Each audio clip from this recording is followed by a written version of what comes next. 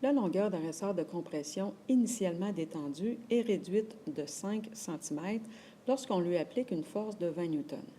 Calculer l'énergie potentielle élastique emmagasinée par ce ressort. Négliger les frottements.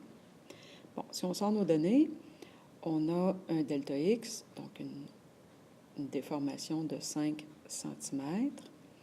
La force appliquée qui va correspondre à la force de rappel est de 20 newtons.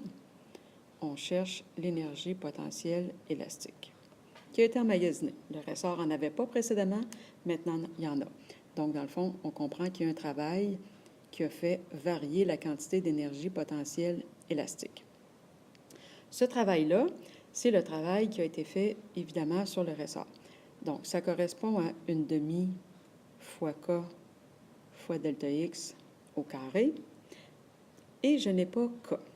Là, ici, on a deux choix. On peut trouver K, la constante de rappel, ou on peut remplacer tout simplement dans notre équation. Vous voyez que, dans le fond, K fois delta X, hein, c'est ça, le delta X au carré. Et que vaut K fois delta X? Ça vaut F, la force de rappel. Donc, on pourrait dire que la variation d'énergie potentielle élastique, ce serait égal à une demi fois la force de rappel fois delta X. Et comme ça, éviter d'avoir deux étapes, c'est-à-dire trouver K et après ça, trouver la variation d'énergie potentielle élastique. Alors, on fait ça comme ça.